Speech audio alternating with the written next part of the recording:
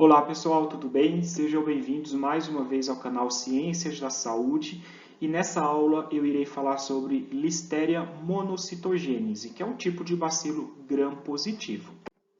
Os bacilos gram-positivos são divididos em dois grupos, aqueles que são formadores de esporos e os não formadores de esporos.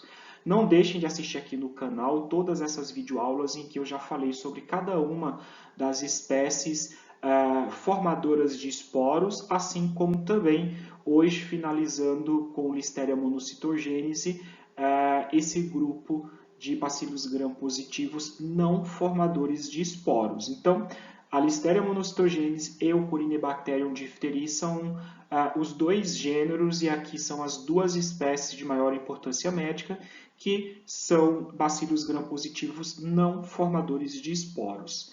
Então, a Listeria monocitogênese é uma bactéria que causa meningite, assim como sepse e também gastroenterite, problemas intestinais. E com relação aos fatores predisponentes em quem apresenta maior risco de ter infecções por essa espécie de Listeria, são neonatos, ou seja, recém-nascidos, assim como indivíduos com imunossupressão, assim como mulheres gestantes também.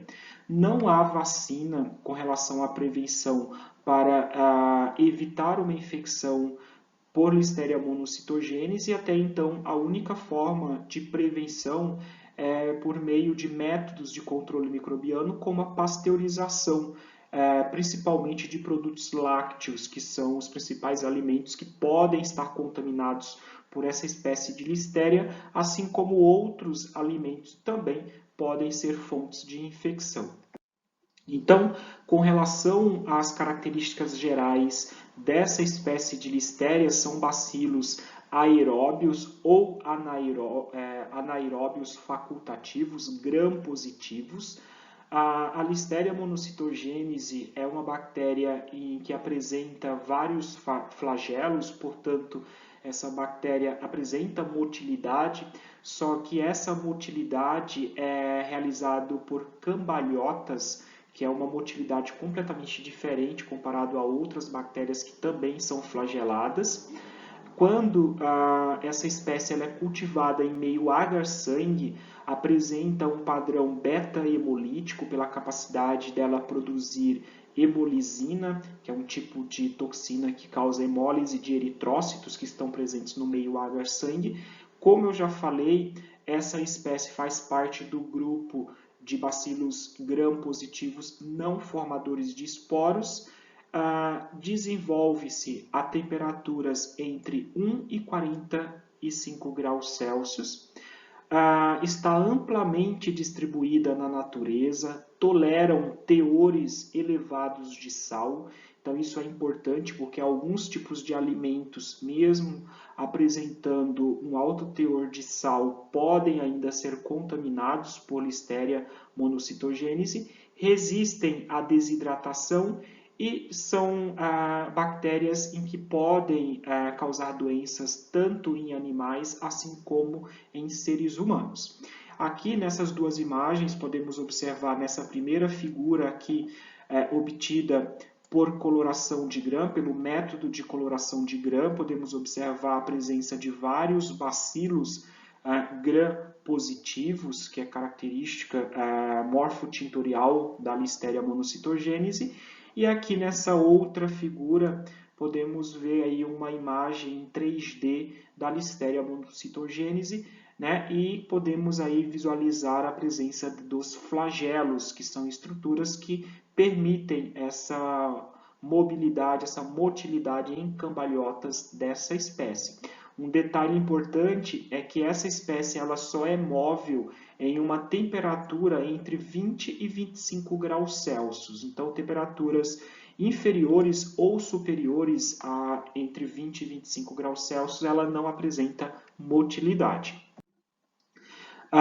O gênero Listeria é constituído de 6 espécies diferentes, porém a espécie monocitogênese, que é o que nos interessa nessa aula, que até então de todas as espécies é a que apresenta a maior importância clínica, pode ser dividida, ou melhor, foi já classificada em 13 sorotipos, né, diferentes, com base nos antígenos somáticos, que são antígenos de superfície, né, classificados como antígeno S, e também por meio dos antígenos flagelar.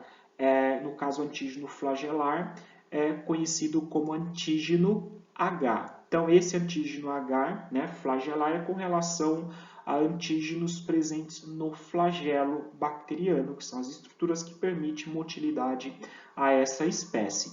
Entre esses 13 sorotipos, todos eles aqui identificados, apenas 3 sorotipos são os que são responsáveis por a maioria dos casos de listeriose, né? Listeriose é o nome dado à doença causada pela Listeria monocytogenes.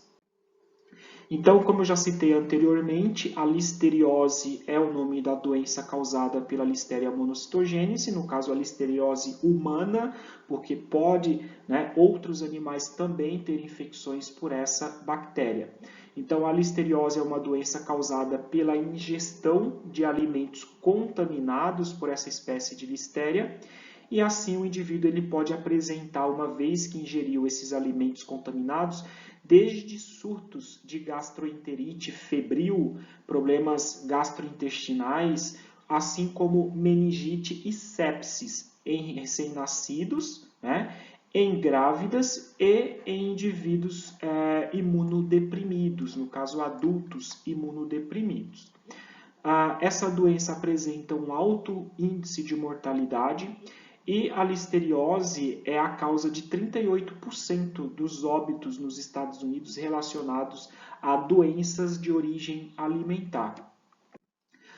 Com relação às principais fontes de contaminação, essa bactéria exibe distribuição mundial nos animais, nas plantas, assim como no solo também, e a partir desses reservatórios é transmitido aos humanos principalmente pela ingestão de produtos lácteos não pasteurizados, assim como carnes mal cozidas e vegetais crus. E mesmo esses alimentos sendo refrigerados, a refrigeração aumenta o crescimento, em virtude dessa espécie ter a capacidade de crescer em temperaturas que variam entre 1 e 45 graus Celsius, que eu citei anteriormente. Então, uma temperatura de refrigeração em torno aí de 4 graus Celsius, que é o comum, isso vai permitir em que essa bactéria ela consiga ainda crescer mais no alimento. O contato com animais de criação e suas fezes é também uma importante fonte desse micro-organismo, dessa bactéria. E no caso a listeriose, que ocorre nos Estados Unidos, é transmitida principalmente por alimentos associada à ingestão de queijo, né, a partir de leite não pasteurizado, assim como iguarias de carne também. São as principais formas de contaminação por Listeria monocytogenes nos Estados Unidos. E com relação aos fatores de virulência, né? Eu sempre falo isso, fatores de virulência são estruturas, produtos ou estratégias que um micro-organismo utiliza para causar doença. Então, a Listeria monocytogenes é uma bactéria considerada patogênica intracelular facultativa, ou seja, essa espécie ela prefere se reproduzir no interior de células. Então, essa bactéria ela tem uma grande capacidade de invadir células de mamíferos e sobreviver no interior destas células, incluindo macrófagos, enterócitos, assim como várias outras células eucarióticas. E quais são os fatores de virulência em que permitem que essa bactéria consiga invadir células eucarióticas e se reproduzir no interior dessas células, como enterócitos, que são as células da mucosa intestinal, assim como o macrófago, que é uma célula de defesa. Então, os principais fatores de virulência dessa espécie são internalinas, internalina A, internalina B, que são proteínas responsáveis por intermediar a ligação com a célula do hospedeiro, ou seja, permitir que a bactéria consiga se aderir à célula em que ela irá invadir. E essas internalinas, elas são codificadas por genes.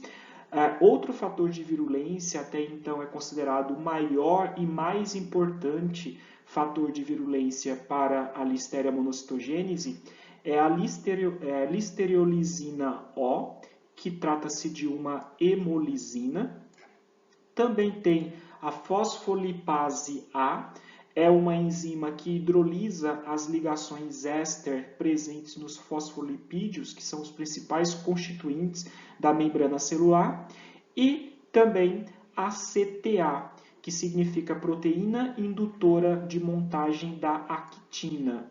Então, é uma proteína codificada pela bactéria e usada por ela para se propelir, ou seja, para se movimentar através de uma célula hospedeira eucariótica para uma outra célula, ou seja, ela consegue sair de uma célula atingindo uma outra por ter essa capacidade, né, de se movimentar graças a essa proteína indutora de montagem da actina.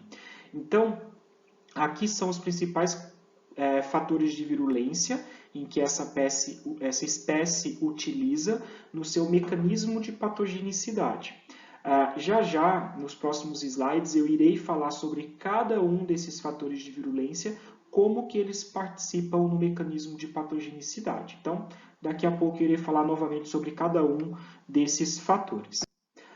Com relação aos grupos vulneráveis, né, ou seja, os indivíduos mais suscetíveis a desenvolverem infecções por listéria, é importante entender que pode ocorrer em duas situações.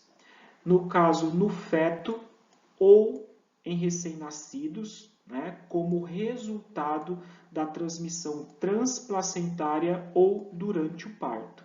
Então, a mulher gestante, ela pode tanto transmitir essa bactéria para a criança ainda na fase intrauterina, então, uma vez que ela ingeriu um alimento contaminado e ela ingeriu aí um sorotipo invasivo, em que ele conseguiu invadir, né, a mucosa intestinal, os enterócito, ela desenvolveu uma bacteremia, ou seja, essa bactéria foi parar no sangue, e estando no sangue ela conseguiu, né, ter essa ação transplacentária chegando até o feto. Assim como também essa mulher ela pode transmitir para a criança durante o nascimento, durante o parto. Mulheres grávidas e adultos imunossuprimidos, especialmente pacientes submetidos a transplante renal. Então, são aí as duas situações clínicas de maior importância com relação a infecções, né, por Listeria monocitogênese. E aí, aqui eu deixei destacado como, né, atenção, gestantes apresentam uma imunidade mediada por células, no caso linfócitos TCD8, por exemplo, né, diminuída durante o terceiro trimestre. Então, não se esqueçam dessa informação aqui, que ela é extremamente importante com relação a esse risco aumentado que a mulher gestante ela tem em desenvolver infecção por listéria, e quando ela desenvolve, isso é muito grave, uma vez em que ela tem uma imunidade mediada por célula diminuída, assim aumentando o risco dela ter aí uma transmissão transplacentária, ou seja, passar essa bactéria para a criança e assim ter uma série de complicações. Então, a patogênese, ou seja, uma doença, né, causada pela Listeria monocitogênese, depende da capacidade do sorotipo ter a sua capacidade invasiva. Ou seja, esse sorotipo de Listeria monocitogênese, ele precisa invadir a célula, no caso os enterócitos, para que ele consiga desenvolver aí uma doença grave. Então, aqueles sorotipos em que eles são não invasivos, ou seja, eles não possuem as internalinas, que são proteínas em que permitem que a bactéria consiga se aderir à ecaderina, que são receptores de superfície das células eucarióticas, né, no caso dos enterócitos, por exemplo, essa bactéria ela vai causar uma infecção puramente limitada ao intestino, porque ela não consegue invadir. Agora, quando trata-se de um sorotipo em que possui essas internalinas e que consegue se aderir às células intestinais e invadi-las, irá desenvolver uma infecção invasiva, desde intestinal, assim como também uma infecção sistêmica, né, como sepse e meningite. Então, vamos entender aqui esse mecanismo de patogenicidade, como que ele acontece, né? Uma vez que essa bactéria, sendo um sorotipo que tem essa capacidade invasiva, quando ela adentra aí uma célula, o que ela faz, né? Como que ocorre aí todo esse mecanismo de patogenicidade. Então, vamos começar pelo ciclo, né, de infecção ocorrendo, né, através do intestino. Então, quando o indivíduo ele ingere um alimento contaminado, essa bactéria chegando no intestino, tudo começa quando ela se adere, né? Ou seja, inicia-se a sua adesão, né, da bactéria através da interação das internalinas A e B com os receptores E-caderina que estão presentes nas células epiteliais humanas. Então, vamos observar aqui nessa figura. Então, isso daqui é um enterócito, é uma célula da mucosa intestinal. Aqui está a Listeria monocitogênese. Então, esse sorotipo aqui possui as internalinas A e B.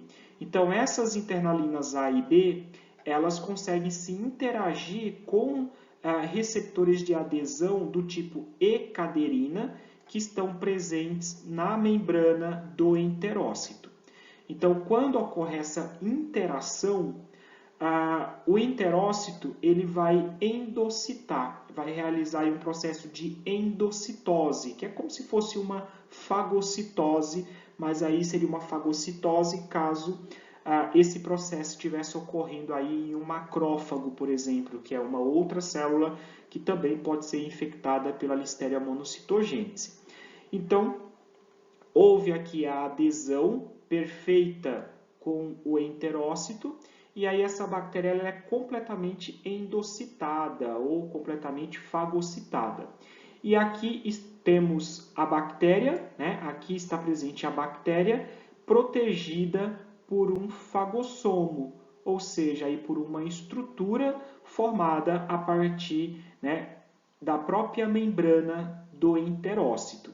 E aí o que acontece? Uma vez que a bactéria ela está aí presa dentro desse vacúolo, dentro desse fagossomo ou dentro desse endossoma, ela irá liberar o seu principal e mais importante fator de virulência, qual que é? A listeriolizina O, assim como também várias fosfolipases, que são enzimas que degradam os fosfolipídios, que são os principais constituintes da membrana celular. Então, a listeriolizina O mais essas fosfolipases irão degradar esse vacúolo, irão degradar esse fagossomo. E assim, uma vez esse fagossomo sendo aí totalmente destruído, a bactéria ela vai conseguir escapar, né, desse fagossomo e assim ficando livre no citoplasma da célula.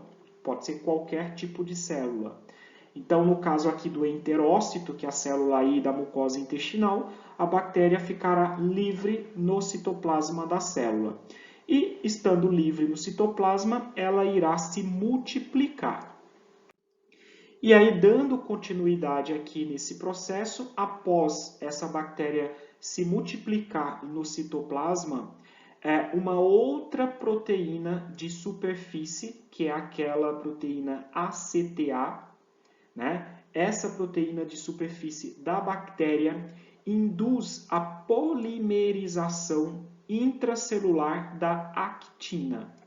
Então, quando ocorre essa polimerização, né, intracelular da actina, a bactéria ela consegue se deslocar. Ela consegue se deslocar da célula em que ela está para a célula vizinha que está do lado, porque os enterócitos eles estão aí, né, um do ladinho do outro, formando aí a mucosa intestinal.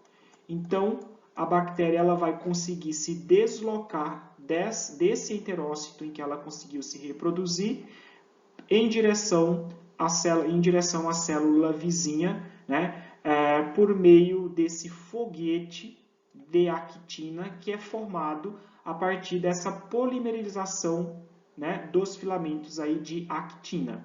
Então, ó, um filamento de actina que se contrai impulsiona a bactéria através da membrana da célula que ela está em direção à célula vizinha. E aí, conforme ela vai empurrando a membrana dessa célula em que ela está, em que ela se reproduziu inicialmente, ela irá adentrar a célula vizinha, formando novamente um outro fagossomo. E dentro desse fagossomo, ela irá fazer a mesma coisa que ela fez aqui anteriormente. Ela irá liberar listerolizina O mais fosfolipases, degradando esse fagossomo e se tornando livre no citoplasma e assim iniciando um novo ciclo de infecção. Então, esse processo irá acontecer continuamente e cada vez mais e mais células, ou seja, vários e vários enterócitos serão completamente aí infectados por essa célula bacteriana. No decorrer desse processo, ela pode também atingir o vaso sanguíneo, causando assim uma bacteremia, né, que é a presença da bactéria no sangue. Então, todos esses mecanismos que eu apresentei aqui permitem que a listéria seja transferida, né, diretamente de uma célula para outra, né, sem nenhuma exposição a fatores imunológicos solúveis, né, como anticorpos, assim como proteínas do complemento. Porque essa bactéria estando aqui nessa célula, ela não irá para a corrente sanguínea, né, para o sangue, para depois ela invadir uma outra célula. Ela irá conseguir passar de uma célula para outra. Então, dessa forma, ela não tem nenhuma exposição a nenhum mecanismo de resposta, né, como anticorpos ou proteínas do complemento, que poderia estar atacando e destruindo assim essa bactéria. Então, a capacidade da Listeria monocytogenes atravessar a placenta, assim como penetrar nas meninges e invadir o trato gastrointestinal, depende da interação da internalina com a ecaderina, ou seja, aquelas duas proteínas que a bactéria possui, né, que são as internalinas A e B, são extremamente importantes, assim como a ecaderina, que é o receptor de adesão da célula eucariótica. Então, precisa haver essa interação entre essas estruturas para que a bactéria ela consiga, assim, invadir, ela consiga atravessar a placenta, assim como penetrar nas meninges, assim como invadir também os enterócitos do trato gastrointestinal. E aí, só um outro detalhe aqui importante, para que a mulher ela consiga transferir essa bactéria, né, por uma via transplacentária para a criança, assim como o indivíduo adulto, né, imunossuprimido, desenvolver uma meningite por listéria, esses indivíduos significa que eles apresentam já uma bacteremia, que é a presença da bactéria no sangue. No caso da invasão do trato gastrointestinal, o indivíduo precisa ingerir o alimento, e aí esse alimento, chegando lá no intestino com a bactéria, ela irá invadir os enterócitos. Mas tudo começa, né, a partir dessa invasão, né, dos enterócitos, no caso aí no trato gastrointestinal. Então, pelo fato da listéria também crescer preferencialmente, né, de modo intracelular, a imunidade mediada por células, no caso, por exemplo, o linfócito TCD8, que vocês provavelmente já tiveram imunologia, sabe que os linfócitos TCD8 são células citotóxicas que têm como função identificar células infectadas e assim destruí-las por um mecanismo de citotoxicidade. Então, é extremamente importante essa defesa, né, mediada por células, até mesmo muito mais importante que a imunidade humoral, que é mediada por anticorpos. A supressão da imunidade mediada por células predispõe à infecção por listéria, que é um risco aí para gestantes. E aqui eu volto a lembrar daquela atenção que eu coloquei destacado, em que a mulher gestante, nos 3 últimos meses de gestação, ela tem uma diminuição da imunidade mediada por células. Então isso é extremamente sério, porque essa mulher gestante, ela tem aí uma predisposição, ela tem um risco muito maior em desenvolver aí complicações quando ingerir um alimento contaminado por Listeria monocytogenes, uma vez que ela não terá essa imunidade mediada por células de forma eficiente. Com relação às manifestações de maior importância clínica, temos a gastroenterite. Essa gastroenterite ela é classificada como gastroenterite febril, que caracteriza-se por diarreia aquosa, febre, cefaleia, mialgia e cólicas abdominais, porém pouco vômito. Os surtos geralmente causados por laticínios, que são produtos lácteos não pasteurizados, contaminados, mas também através de carnes mal cozidas, assim como frango e salsichas, que são produtos embutidos, também têm sido envolvidas entre outros alimentos, assim como entre outros causadores. A infecção durante a gravidez pode causar aborto, parto prematuro ou sepsis durante o período periparto, que é um período desde o último mês de gravidez até 5 meses após o parto. Já no caso dos recém-nascidos infectados durante o parto, podem apresentar meningite aguda após 1 a 4 semanas. As bactérias atingem as meninges através da corrente sanguínea, como eu já falei anteriormente, o indivíduo ele precisa apresentar uma bacteremia, ou seja, a presença da bactéria no sangue, e aí ela conseguirá atravessar as meninges. A mãe infectada pode ser assintomática ou apresentar uma enfermidade similar à gripe, então ela nunca irá, vamos dizer assim, saber que está infectada por Listeria monocytogenes. As infecções por essa espécie de Listeria em adultos imunocomprometidos podem também manifestar-se como sepse ou meningite. O diagnóstico laboratorial é realizado principalmente pela coloração de grã e por cultura. Então, o isolamento dessa bactéria pode ser através de amostras de sangue, no caso a hemocultura, assim como através de sangue, né, realizando a hemocultura, assim como através do líquido cefalorraquidiano, que é o líquor, quando se tem uma suspeita de meningite, e também através de material colhido do trato genital, assim como de amostras de biópsia de tecido materno-fetal e também do líquido amniótico.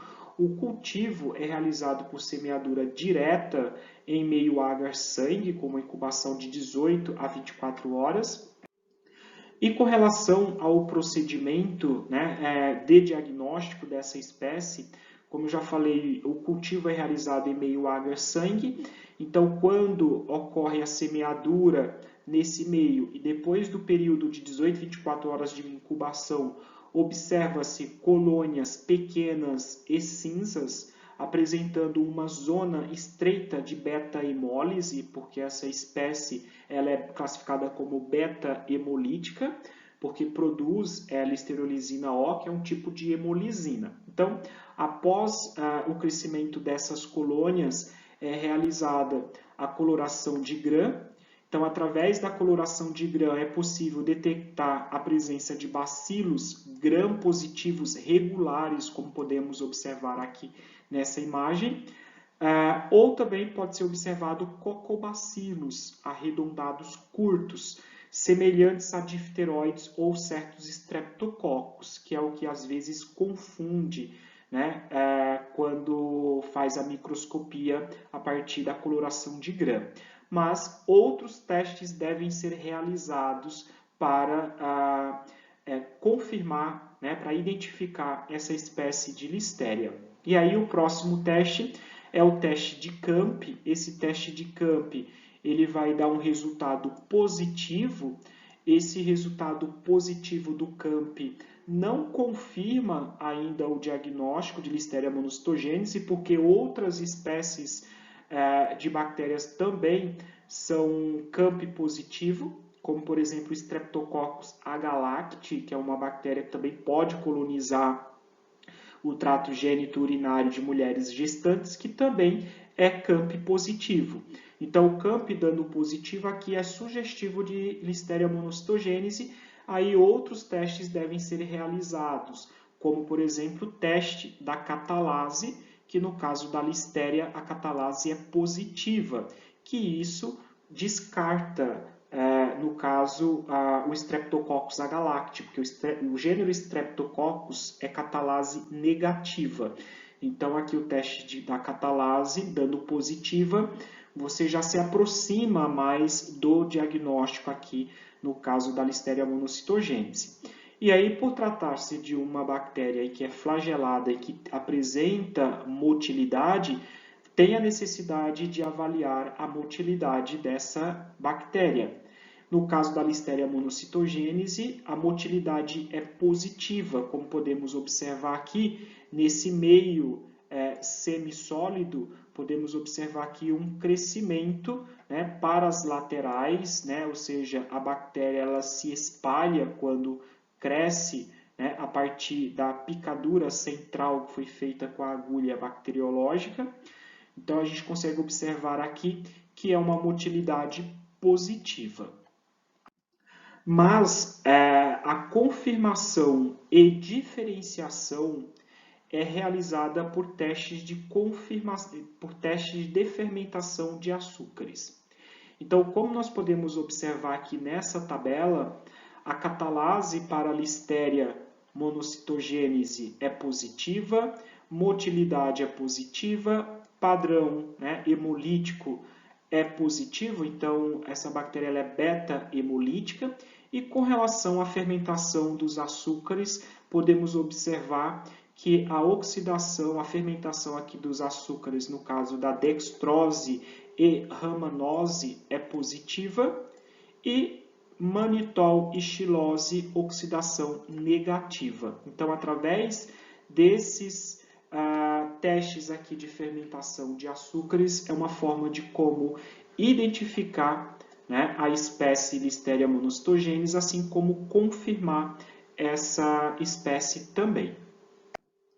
Com relação ao tratamento, no caso da doença invasiva, quando o indivíduo ele apresenta uma bacteremia, significa que a bactéria ela já conseguiu invadir, no caso, a mucosa intestinal, no caso de uma meningite, assim como sepse, que é característico, né, de uma forma invasiva, consiste em administrar no indivíduo trimetoprim sulfametoxazol. Então, é uma forma de tratamento, assim como combinações também podem ser realizadas de ampicilina e gentamicina ou ampicilina e trimetoprim sulfametoxazol também pode ser utilizado.